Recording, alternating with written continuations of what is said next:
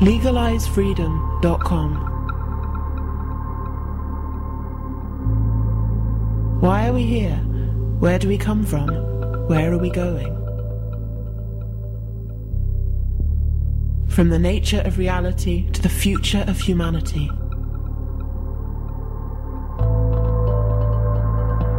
Beyond politics, poverty and war. LegalizeFreedom.com.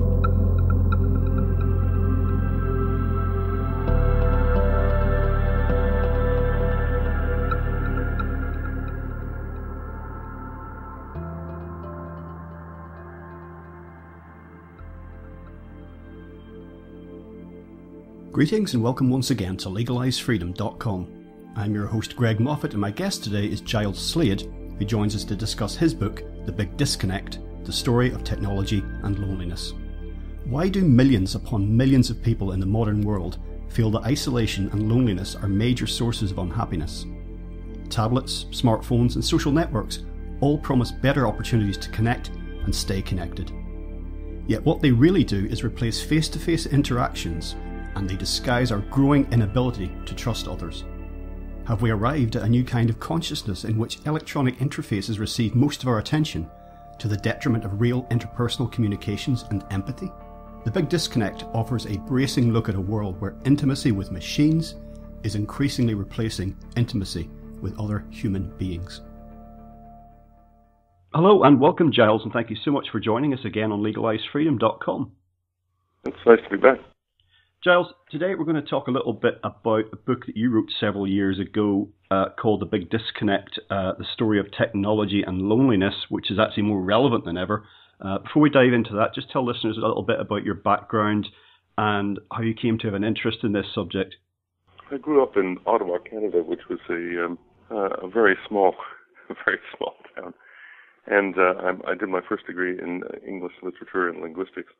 I got very interested in cultural anthropology because Edward Sapir, I guess, was one of the centers that he studied in was Ottawa, and I became very interested in the work of Edward Sapir and a guy called Benjamin Lee Whorf. And then I went off to Los Angeles on a scholarship and started to study linguistics and rhetoric. I was very interested in becoming a writer, and did a PhD in cultural history about the humor of the Renaissance, not the Renaissance, but rather the Restoration period. And after that, I returned to Canada. We had some children. I couldn't find an academic job in Canada, so I began traveling around teaching in different countries. And I think I've lived and taught in about 6 different countries. And finally, after 9/11, I decided I wasn't going to do that anymore, and I just sat down and started writing under my own name. For a long period of time, I've been writing action books, potboilers, for a business called Harlequin in Toronto. And really, that's, I guess, where I learned how to write. But I stopped doing that when I went back to university to get my PhD. And I guess Made to Break was the first book published under my own name. And A Big Disconnect was the second book, although it was the third book I'd written. Well, I got back from the United Arab Emirates in 2001 after 9/11, and I was struck by the cultural difference, I guess, between North America and the Arab world, and which the Arab world seemed much warmer and much more interpersonally sort of friendly than North America. And I wondered when the change had occurred, and started investigating what had happened to us when we lost our interest in other people. And I wrote the first book thinking that our relationship with things had influenced our relationship with people, and as things became more disposable, people became more disposable too. And the book that I really wanted to write at the time was more or less the story of loneliness, and that's what The Big Disconnect is about. And this really has been the trend, I would say, of the 20th century and continuing now into the 21st. Technology taken by many people to be an unalloyed good, but this is something that is, in fact, as you say, is not fostering connection, which is ironic because, so much of this technology are supposed to be tools of connection, and yet we have people doing things like texting each other while they're in the same room, or families watching the same TV show, but in different rooms of the house, etc., etc. Yeah, it's strange because, as you say, it's supposed to be a tool of connection, and yet all connections using these tools are mediated by machines.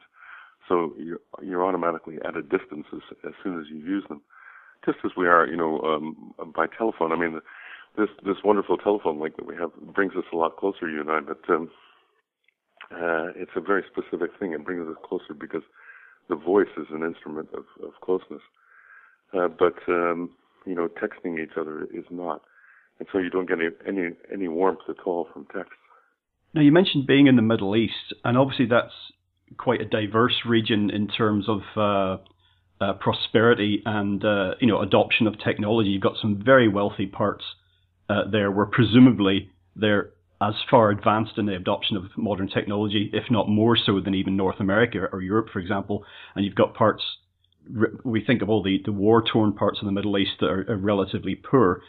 How did you find it in terms of, did you get around any other countries, or just the United Arab Emirates, and how did you find their level of the communications technology compared to the rest of the world?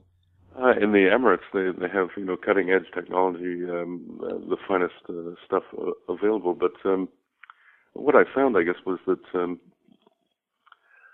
people are much more concerned with interpersonal relationships, and so the bargaining game that you go through when you purchase something, sort of someone says the price too high and you set the price too low, and you sort of negotiate towards middle, is really sort of a social interaction that builds a relationship that will occur the next day and the day after that. So all the time that you're interacting with people, you're establishing the social glue that creates community. Whereas in North America, it's all, would you like to supersize that next? That kind of thing. The interactions are very superficial, ephemeral, fleeting, and non-repetitive. Yeah, on my one visit to the States, I did experience the have a nice day culture, which is kind of strange because when you tried to then have an off-the-cuff conversation with a stranger, in, say, for example, in a retail environment, there was a very mixed response as to how open people were to that. For some people, it was, it was kind of a really, don't go into that area, please. Yeah. If you, I guess there's the large urban centers of America, and then there are the small, more rural centers. People are much more approachable in small rural centers than they are in large urban centers. And I guess the connection between the urban setting and loneliness and isolation and sort of the social competition that takes place on an economic basis is one of the threads I try to draw out in Big Disconnect. Really, this is an urban phenomena. People started pouring into large cities, in the 1880s, 1890s, late 19th century. And as they did, our tolerance, patience, with other people became much shorter, and most of our relationships with them took on a kind of economic aspect that was unfamiliar beforehand. Yeah, there's been some research, I can't call the figures to mind just offhand, but about optimum sizes of human communities. It's really, really quite small. We're wired for about 150 people. Some people say 250 people. I think this is called Dunbar's number. And there's a number of books, I think, that are coming out in the United States now about these things. There's one called Village Life, but really we're not equipped to deal with the numbers of people that we run into in huge urban centers. So, if you stand on a street corner in New York at noon hour, you'll see, 3, 5, 7,000 people just rushing past you. When really, we're conditioned, our wiring works for the size of a Neolithic village, which is about 150 people. The maximum size of a Neolithic village was about 150 people. Now, I'm really not trying to sound like a grumpy old man here, but I notice it particularly when I go to London. But it's everywhere, really, and it's the phenomenon of people. Two things, really. One is everyone on public transport with their headphones on. Not everyone, but most people. And people walking down the street staring, well, actually everywhere, not just walking down the street. They could be in a coffee shop, they can be doing anything, sometimes even driving their cars, and they're staring at their phones, particularly the new interactive phones. I mean, I've seen people walk into each other. I've seen people walk into moving traffic while staring at phones, and presumably this is something that's, part of your day-to-day life as well. Very scary. Yeah, people rely on their devices more and more. With music and sound, I guess the popularity of the iPod when it first came out in 2001, there's a good reason for that. Interpersonal reactions that we have with other people excite chemical changes in the brain and give us a very reassuring hormone called oxytocin that builds trust in communities.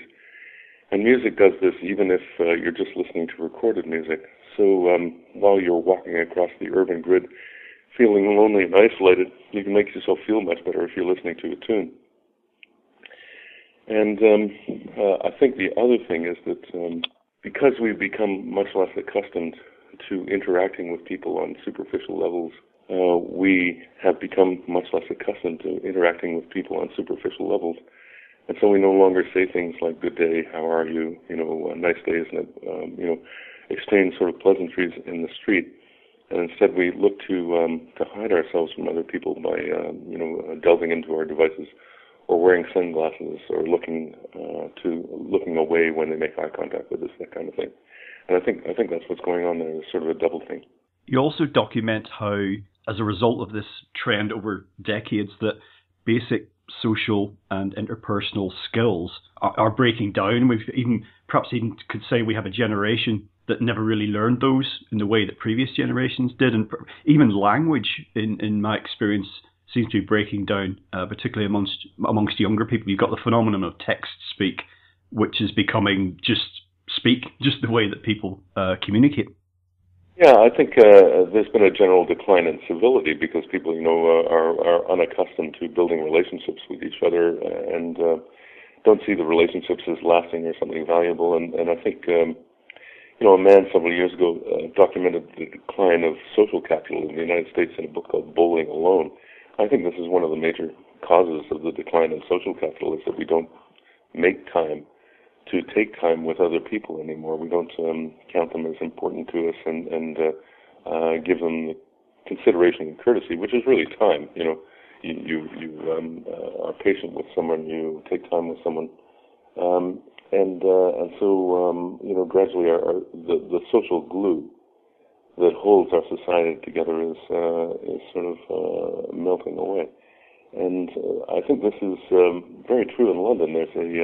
There's a local group I've been in touch with who has a special day at the end of August when you're supposed to talk to your neighbor on the public transit or talk to someone on the street, actually start a conversation. And I think it's a brilliant movement, but it should be worldwide. It shouldn't just be London.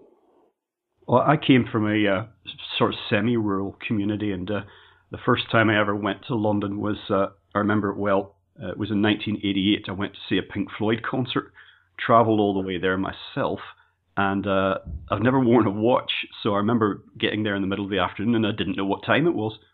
And I was just stood on the sidewalk, and there was a business-type guy coming past, with his pinstripe suit and his bowler hat. Right.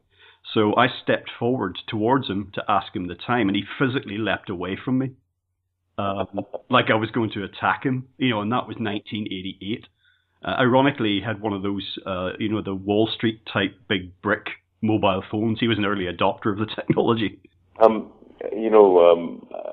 probably got someone who was less interpersonally inclined than many others might have been. But I remember the BBC last year, last fall, that flew me down to San Francisco for an interview, and I think I was the only person in San Francisco who didn't have a cell phone, and it was the day after Columbus Day, and I was looking for City Lights books, and I knew if I walked north on Columbus, I'd eventually find her. At least I thought so, but it didn't seem to be in the place I was at.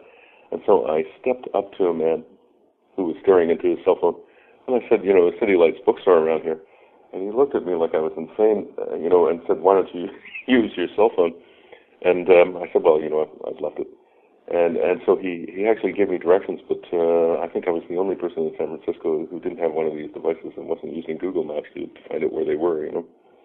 And we become so reliant on these things that that asking a stranger for aid is really a very unusual thing.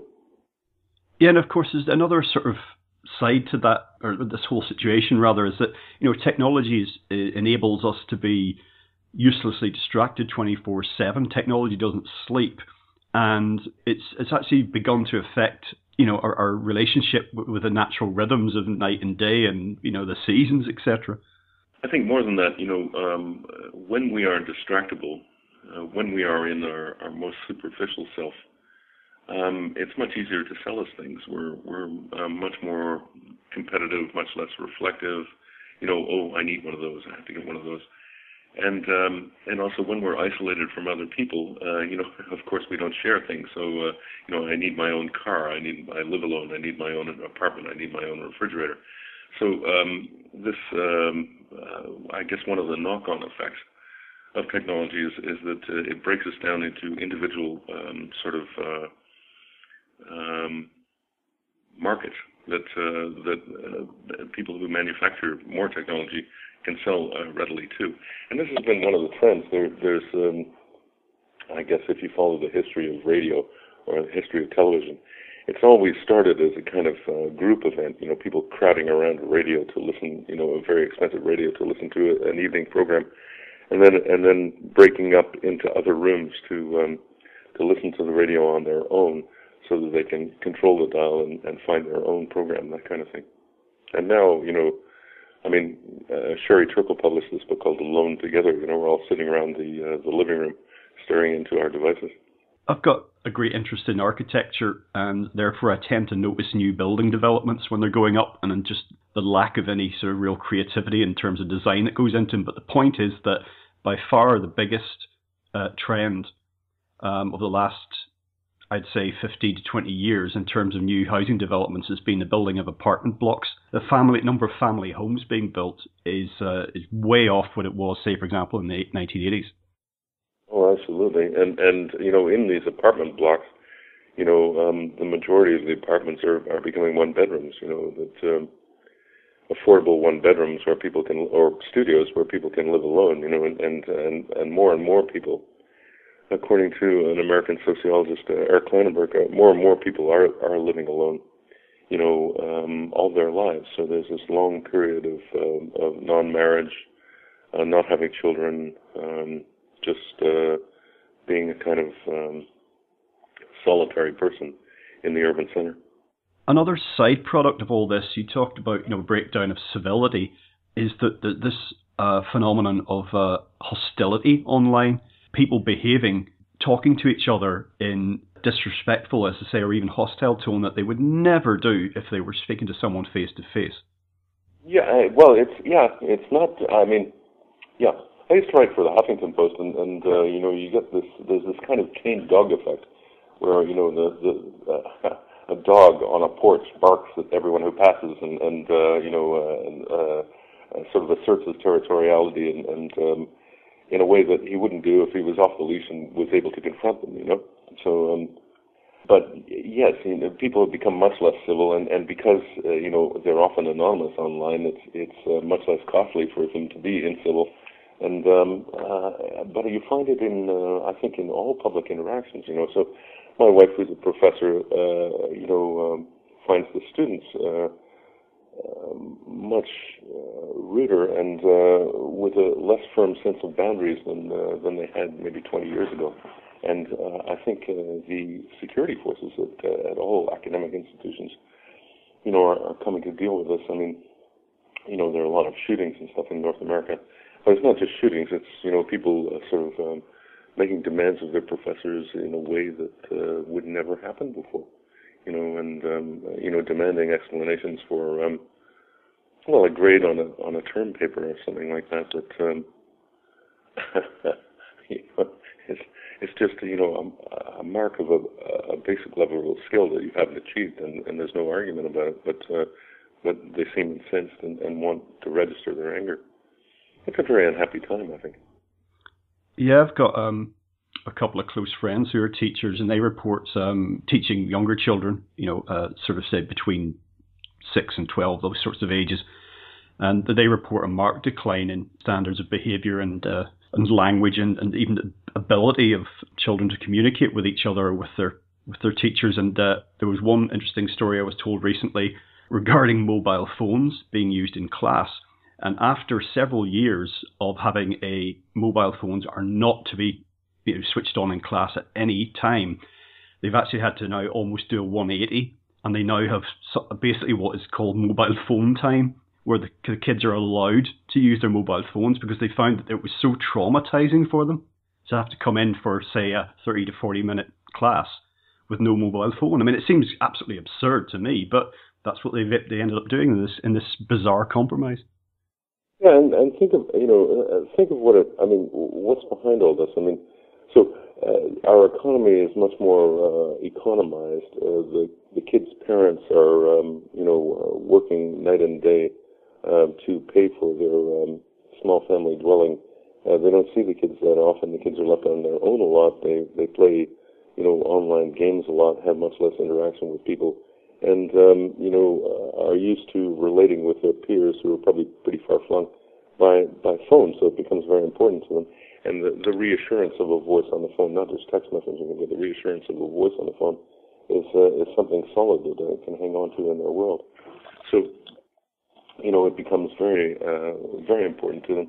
But it's a major social change, and I think it reflects, really badly on our state of isolation and our state of interpersonal disconnection. Well, talking about the economy is a whole other conversation, but it is relevant to this that we have constructed an economy somehow where, the situation there might have been, for example, in North America in the 1950s or 60s, where you could have, I know this is a cliched family view, but, father goes out to work one job, and in doing so, he can pay for his wife who's at home. She can look after the kids. The kids can go to college. They've got 1 or 2 cars. They can manage the household bills. They get to go on a couple of holidays. And that seems to have been replaced by a situation where apparently we're much more wealthy, but really in what terms? You've got people working multiple jobs, as you say, parents both out at work, struggling to pay the bills. And technology is like some kind of, substitute for this. And it seems that in fact, you raised the issue in your book of people trusting technology and devices sometimes more than they do other people as a result. Yeah, there's been, I guess, a systematic erosion of trust following the Industrial Revolution, following urbanization. And so we're now at an era where trust is no longer an interpersonal thing based on presence and touch. Trust is a kind of abstract concept that you establish online so that you respect the brand of, say, Amazon enough to entrust your financial information to them and hope that you won't get hacked and that you'll get your goods in a timely manner. And it's a growing kind of impoverishment of what it is to be a human being. And so if you can afford a vacation and you go to, Bali or the Persian Gulf or, Africa or some other part of the world where they are not nearly as materially affluent as we are, you can see people who have very powerful interpersonal relationships, very satisfying interpersonal relationships, and are rich in a way that we're not rich. Of course, they all want to come here and have what we have. They don't understand what it is that they have. But we've economized and marketed the best things about being human out of being a human being in the Western world, and it's really depressing, frightening. Sorry, I keep ending on a low note. No, don't worry about that. I mean, it is what it is. If we're going to I'd like to see things change and evolve, and I think they will. So don't worry about ending on low notes. But I see a lot of people, starting small movements like the one in London about, turn around and actually talk to someone on the street, or there's some artists in Berkeley who make these sculptures out of wire and put them on the public transit to reflect the people who are looking into their devices around them. And the devices, the wire sculptures are sort of looking into their devices, and they're sitting next to people on the public transit looking into their devices, kind of self-reflective. I see a lot of people who are aware of this problem. I hope something's going to happen. Well, there's the rise of slow movements, isn't there? Slow money, slow food, which might not be directly related to this, but it's part of a reaction against certain aspects of this, I think. Yeah, degrowth, and I think there's a widespread dissatisfaction, and if that can coalesce in some way, I think we'll see a fundamental change in the direction of our society. But as it stands right now, there are really powerful forces that are involved in selling us many things, including oil and cars. Another curious twist to this is that as human beings, we sort of have an inbuilt aversion to the new in some way. I think for the longest part of our history, something new would be questioned as to its necessity. It would only really be adopted if it was a very clear advantage, not just for the fact it's new. And yet this culture has grown up around now, this commercial culture where we're clamoring for the new, but perhaps not really knowing why. And we also have a culture of cannot wait now. I mean, if you think about the horrendous spectacle that is the Black Friday thing that goes on, I've seen on the TV clips of that. It's just strange that these two, clamoring for the new, cannot get it quick enough, replacing things that don't need replacing with new things because they're new. That is actually not inherent to our nature at all. Yeah, there's a lot going on there. I mean, we adopt technology. Now, the technology is a bedrock to human culture, so technology is sort of a special case, and we adopt technology really quickly if we believe that it's useful to us. And this is something we've been doing for 2.6 million years, and we've changed ourselves through the adoption of technology. Our thumbs have grown out, and our brains have grown bigger, and we accumulate and store knowledge in a better way, so that we can do what's called human ratcheting. We can expand our technology in a way that other primates can't do it. But there's also this development that happened in the 20th century of marketing that can sell refrigerators to Eskimos, and we've developed ways of shaming and blaming people into buying things that they really don't need. And so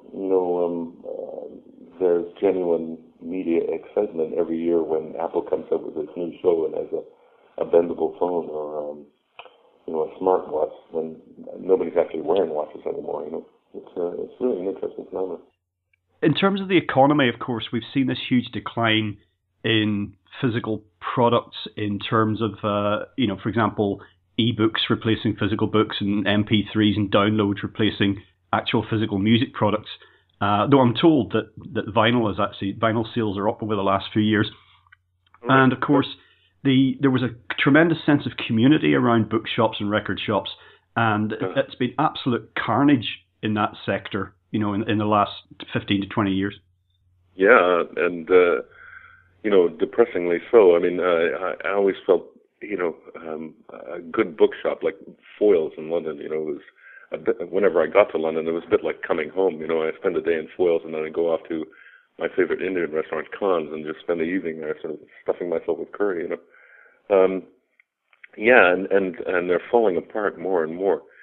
It's next to impossible to find a music shop. I guess there's a great one in San Francisco called Amoeba, but it's very hard not to shop online. And of course, the online shopping experience, doesn't create any personal interaction at all. The movement from, physical cultural goods to digitized cultural goods is really negative, I think, because we're very physical beings, and you no longer have an object that you own and can sort of turn to. It offers you comfort. Album art, maybe, on vinyl. But also, the rights can be managed, so you own it only for a certain period of time, and then your music company will decide that it's time to change the format, and it's it's no longer vinyl or CD or MP3. It's now something else that you'll need to buy a new copy of.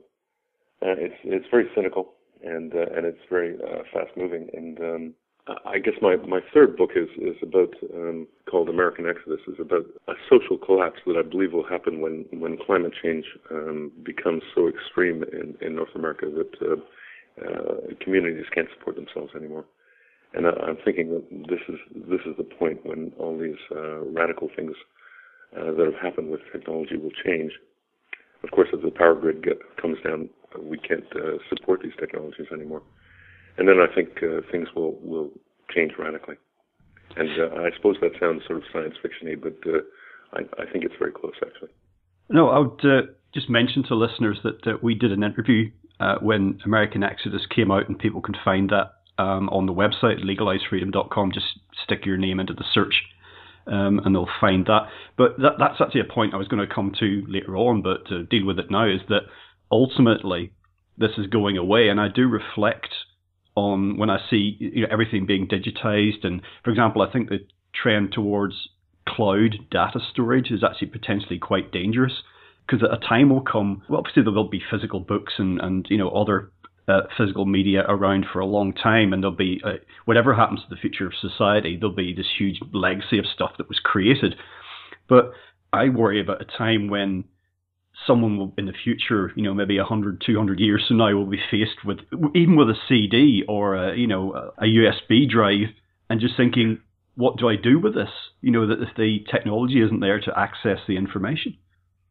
Yeah, I guess the Smithsonian has this neat program where they store, I think, 2 of each machines that record digital information in a new way. But I guess if you can't get to the Smithsonian, if you're living 500 years in the future and you can't get to the Smithsonian, you're out of luck. With each transition, stuff is lost. So the vinyl cylinders that recorded the original blues music of American I guess folk traditions, or the piano rolls that recorded jazz music. When it's all switched over to vinyl recording, then you lose a whole bunch of that stuff, and so a big concern for me is how much are we losing, what are we losing, and why do we have to do it this way? Why isn't there an archive like the Seed Bank in Iceland that stores this stuff for us? You mentioned earlier about in the past listening to music, for example, could be a group activity. The image of again back to the cliched images of the 1950s, a family all clustered around the radio set. This switch to solitary listening, as I say, particularly when people are out and about with their headphones on, it's led me to question, as you do in your book, about the degree people actually are listening to music now. The time was when you would say, for example, you get your vinyl LP back in the 60s or 70s, and you would sit down in front of the hi-fi and you'd put on side A, and the needle would go down in the groove. That would play through, then you'd get up and turn it. It was a ceremonial aspect to it, and I'm not saying, of course, that no one really gets absorbed in music now. Clearly they do, but there seems to be a lot of very superficial consumption of music. Yeah, I took my 10-year-old son last night to see a movie called St. Vincent while my wife was in her choir at our local church. And I guess the last scene of St. Vincent is Bill Murray singing a song from a Bob Dylan album, Blood on the Tracks, that I used to own and when I was in undergrad in my 20s. And it was the only album I had, and I play it over and over and over again. And I hadn't heard this for about 30 years, and suddenly I realized that I knew all the lyrics, and while he was singing them, just as he did. So we were both sort of creatures of a different generation where lyrics were extremely important, and your relationship with the song and the singer was extremely important. And there was no sort of superficial consumption of Bob Dylan at all. Whereas, now I noticed in the paper that Taylor Swift, who honestly I can't say I know what she sounds like, has the most successful album in the United States and has sold 22% more than any other album currently out. And I don't follow music in the way that I used to follow it. Maybe that's a thing of age, but I also have a very sophisticated radio device from Boys, and I get radio from around the world, and mostly I listen to, the Cuban National Channel or something like that. I listen to international music, and when I'm just sort of puttering around the house, I don't listen to Western pop anymore. It seems kind of vacuous and empty, and there's not much that I want to own anymore. There's an online service called Songza that I really like, that has sort of playlists of curated by experts of old songs in many different genres, and I find that's a great way to sort of familiarize myself with a lot of music that I don't know. But we have become much less music producers than music consumers, and my wife joined the choir. I tried to join the same choir, but they wouldn't have me because my voice is too loud and I'm always off key. I think in the past, I think before recording technology became sophisticated, in the 1920s, 1930s, I think there was a lot more bad music out there, and people enjoyed making bad music together, and people made music together, joined choirs or sat around in the evenings around a piano with a guitar, and that's how we consumed music before music technologies. And I think it's a shame that those days are gone. You talked earlier about the phenomenon of people living alone increasingly, non-marriage. There's also the huge rise of online dating. That's one of the biggest trends, certainly in the last 10 to 15 years. And everything that can be put online gets put online, so in some ways it's inevitable. But it's a sad reflection, really, if you think about it. Not saying that happy stories can't come out of it; they do all the time, I'm sure. But it's a case of, well, what did we do before online dating? How did the human species keep procreating? Yeah, I suppose we had to talk to people, but now it's so difficult to talk to people, and I guess maybe at your workplace you don't want to make a selection for a date because it could go wrong, and you'll end up with a hostile relationship in your workplace. So you want to look outside of that. So what do you do? Well, I think in the past you'd go around the pub, or you'd join a football team, or a football fan club, or some kind of external organization. But these things are falling away. People don't join churches anymore. People don't join choirs anymore. I have to say I'm not a religious nut. I think that's the second time I mentioned churches. But when we became aware of how isolated we were becoming here in Vancouver, we joined the Unitarian Church, which is a very low-key sort of organization, and they have many social functions. But you have to do something, I think, to defeat the tendency towards isolation in the community. And I think people's lack of time makes them rely more and more on online dating services. I've never done it myself, of course, because I'm happily married, but it's now, I think, greater than 50% of all people who marry these days meet through an online dating service. It seems to work for them, but I wonder, if they'll divorce online as well, or send each other text messages when their relationship ends. I think it's increasingly a sad statement about the amount of time we have to devote to each other. Are you aware of the phenomenon that is Second Life? Yeah, I know about it. I don't participate in it. Oh no, I wouldn't expect you to, but for me that's really disturbing, because first of all, it's a misnomer. It should perhaps just be called, for those who use it, life, or perhaps no life. Yeah. I feel very sad for these people, but I don't know. Maybe it's no different from writing a novel. You sort of construct this fantasy about your life that you engage in a very physical way. So maybe it's like writing novels for people who don't have the imagination to write novels, and so it's a kind of prosthetic device of the imagination. It doesn't appeal to me at all, but I have to say, video games don't appeal to me at all. And my sons, I have 3 sons, look at me like I'm crazy because they love video games and think that I don't understand modern culture because I don't play them.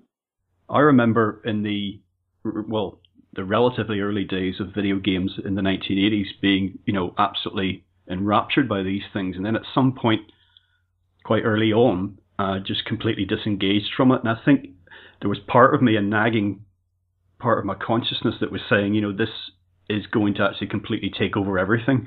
And even now, I've got friends who are my age, and they spend a lot of time in the evenings with networked games, playing with other people around the world. Particularly if they don't have fulfilling careers, it really does become like a highlight of their day, which is disturbing to me. Yeah, I think any of these things. I think television does the same thing. I remember when I was in my 20s, marijuana did the same thing. A little later on, drinking did the same thing. It became something that I could have thrown my whole life into and then not had a life. So you make a decision at some point that hold on a second. As entertaining and interesting as this is, it's not replacing the thing that I really want to do. And I think it's particularly dangerous now because we're reaching something called the robotic moment, where there will be either robots with human personalities, or robots that we will not be able to tell the difference between human personalities and robots, and these things will be provided to us as potential friends to ameliorate our lonely existence, and I think that's a really sort of sad state of affairs that that we, because we don't have enough time for each other, we're really willing to settle for this other thing that's just kind of it's like cheese whiz, it's sort of not cheese, but an incredible petroleum product, Well, I think that this cult of technology that has thrown up the transhumanist movement, which is kind of where your comments are leaning towards, with people like Ray Kurzweil and David Levy, right. I think that this is missing a great deal of the essence of what it is to be human. And I've made this point on here before. I don't think there's going to be any singularity. I don't think artificial intelligence is ever going to live up to the hopes of its advocates. I think it's all going to go the way of the dodo, really, along the lines of what we talked about earlier. As the amount of energy available to us changes. Yeah, there's a great trend of technological utopianism that's how technology progresses. I mean, we envision this bright future where our devices will take care of everything for us, and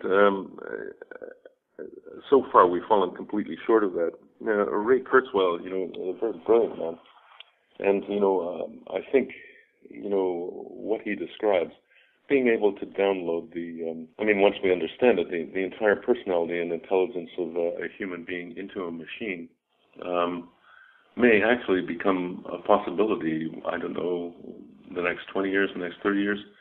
But, once that's done, I don't think there's any identification between the machine and the being that was downloaded from. I think that thing stops being a human being and operates under very different principles. There's no longer the Maslowian hierarchy of human needs because, basically you just need new batteries for it. So, I'm very, very challenged by these concepts and very frightened by them as well. And also, I wonder, why in hell would we want to do that? We're biological creatures. Why are we so unhappy with our biological nature in the biological world, which was working pretty well up until about the 1940s or 50s, that we want to create this potentially dystopian future where there are many fewer creatures and a much more ugly planet in perpetuity, so that we can live forever and be potentially more unhappy than we've ever been before.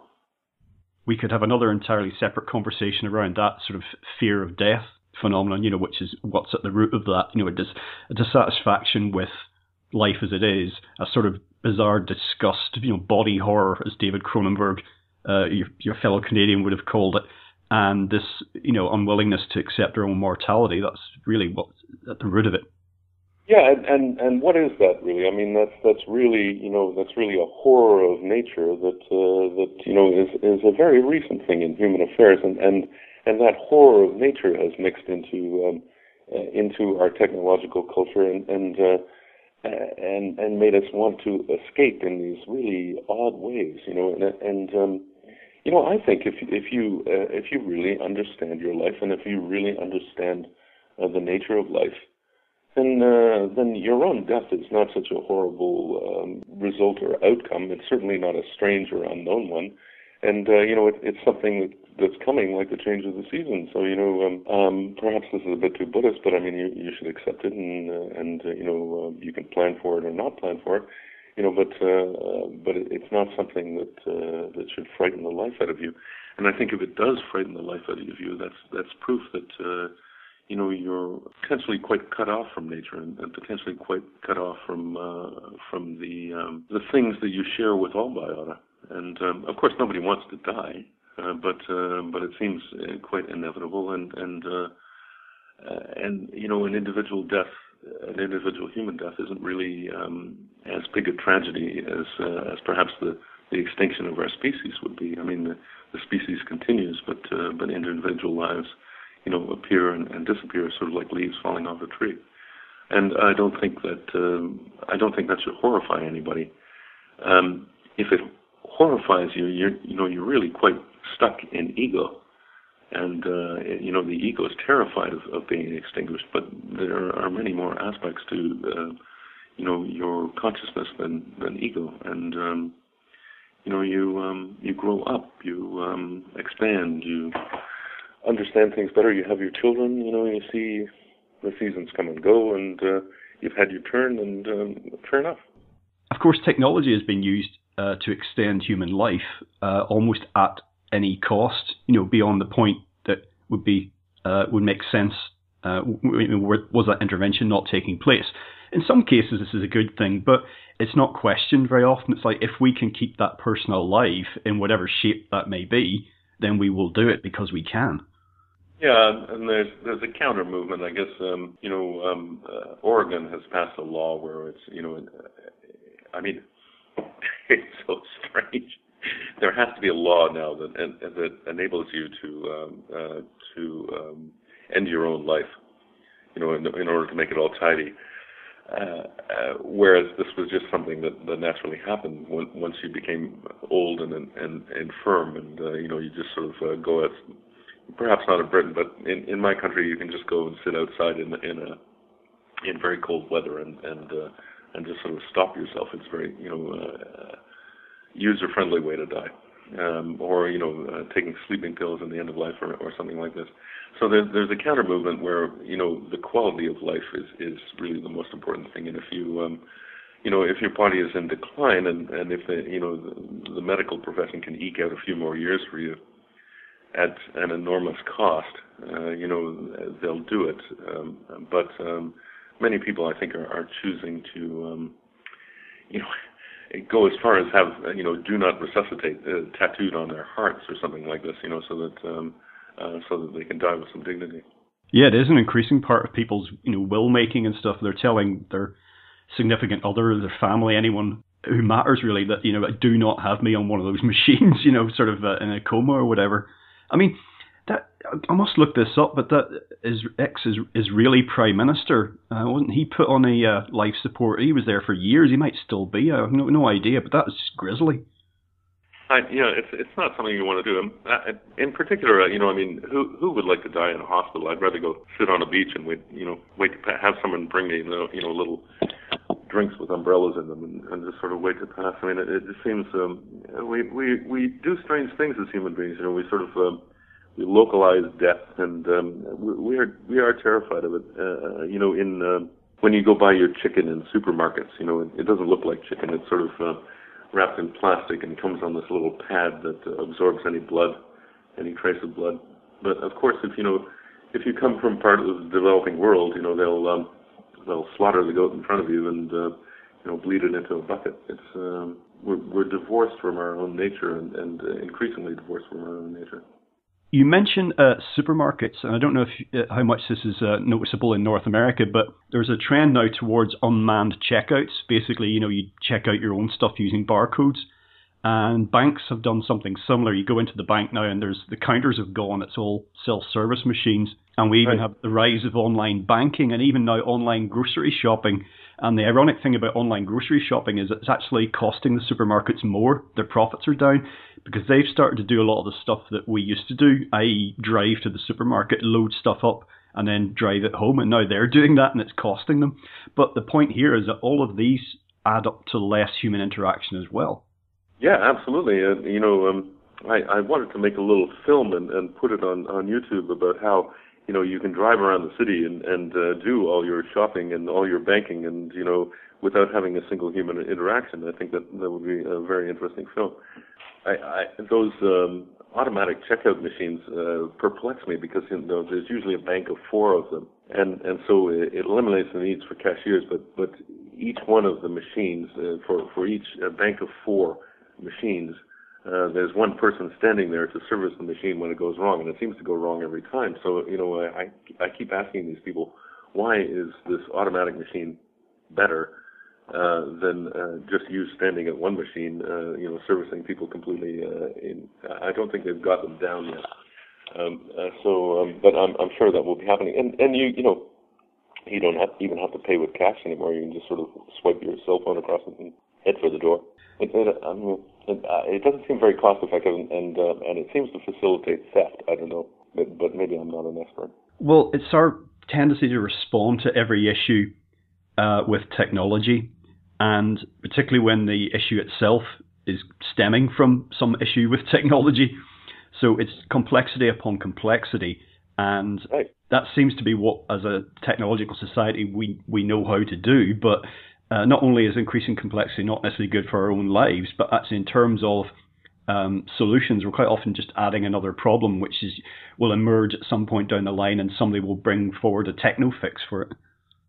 Yeah, and that's why social collapse is perhaps imminent, because where social collapse comes from, at least historically, is a society becomes so complex that it can't sustain itself anymore, and then it breaks up into, the Roman Empire breaks up into independent European states, or the Soviet Union breaks up into independent little Baluchistans, or Latvias, or Estonias. We're at a point where our global culture, I don't think, can sustain itself. Even though we have very powerful machines that that tell us that there's Coca-Cola missing off the shelf in New Jersey, and someone in Mumbai should order more Coca-Cola. I think